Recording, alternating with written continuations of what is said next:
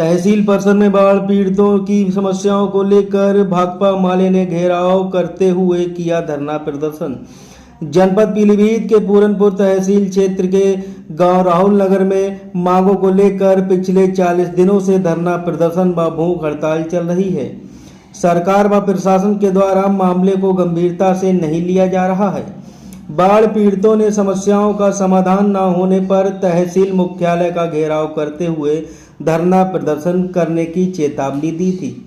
बुधवार को लगभग 1:30 पर बाढ़ पीड़ित भाकपा माले के कार्यकर्ताओं ने तहसील का घेराव करते हुए धरना प्रदर्शन कर नदी में कटी जमीन के बदले जमीन व फसलों के मुआवजे और स्थायी तटबंध बनाने की मांग को लेकर तहसील परिसर में धरना प्रदर्शन किया।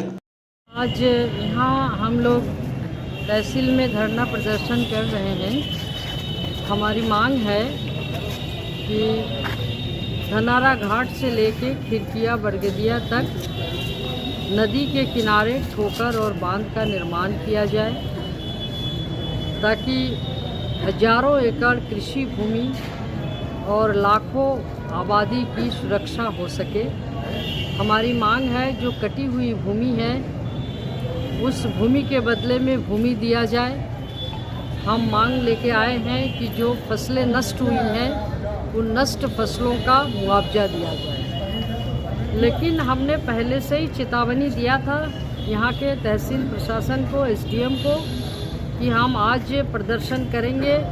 क्षेत्र में राहुल नगर मजदूर बस्ती में जो 40 दिनों से क्रमिक अनशन चल रहा है, लोकतांत्रिक देश में संविधान के तहत हम अपनी बातों को, अपनी मांगों को रखने का हमारे पास तरीका क्या है कि हम आंदोलन करते हैं, शांतिपूर्ण तरीके से सरकार से हम अपनी बात रखते हैं और हमारी जो जायज़ बातें हैं उन बातों को सरकार विचार करती है, उसको पूरा करती है। लेकिन हमारी चेतावनी देने के बावजूद आज एसडीएम यहाँ मौजूद नहीं है। हमारी बात सुनने के लिए कोई सक्षम अधिकारी यहाँ मौजूद नहीं है। जनता परेशान है, सवेरे से यहाँ बैठी हुई है।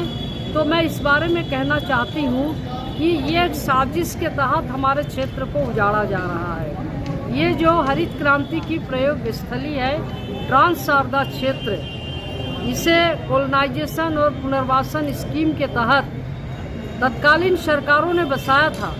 कम्युनिस्टों के आंदोलन के बल पर ये क्षेत्र आबाद हुआ था। आज़ादी के बाद भूमि सुधार लागू हुआ, जमींदारी एवोल्यूशन हुआ और तमाम सारी जो ज़मीन अनउपजाऊ थी, कोलोनाइजेशन पुनर्वासन स्कीम के तहत पूर्वांचल से और तमाम सारे बांग्ला भाषी जो जनता थी उस समय, जो सन 70 में 71 में जो लोग आए थे, उन सारे लोगों को बसाया गया, ज़मीन आवंटित की गई। आज उन किसानों को बेदखल करके इको टूरिज्म और शारदा नदी के किनारे फ्लड प्लेन जोन बनाने का, टाइगर प्रोजेक्ट बनाने का मोदी सरकार का, योगी सरकार का जो महत्वाकांक्षी योजना है, उस योजना को लागू करने का ये एक शातिर तरीका है। और आप देखिए इन क्षेत्रों में जो है कौन लोग बसते हैं, अधिकांश दलित है। ये सारे दलित हैं, अति पिछड़े हैं, गरीब हैं, मुस्लिम हैं, यही लोग इस क्षेत्र में आबाद है। और आज़ादी के बाद इन्हीं ही तो जमीन मिली थी, इन्हीं ही को तो वो 1 एकड़ 2 एकड़ 3 एकड़ ज़मीन जो मिली थी, यही आज़ादी के रूप में उन्हें मिली थी। आज योगी सरकार उस ज़मीन को छीन रही है और वोट लेने के लिए झूठ बोल रही है। जब चंदिया हजारा में 103 दिन तक भूख हड़ताल चली थी तो खुद सरकार ने वायदा किया था कि हम धनारा घाट से लेके खिरकिया बरगदिया तक ठोकर बांध का निर्माण करके ये लाखों आबादी और जनजीवन को हम बचाएंगे। लेकिन जो उन्होंने ठोकर के नाम पर धोखा दिया, वो पानी का पहला जो धक्का था वही नहीं बर्दाश्त कर पाया।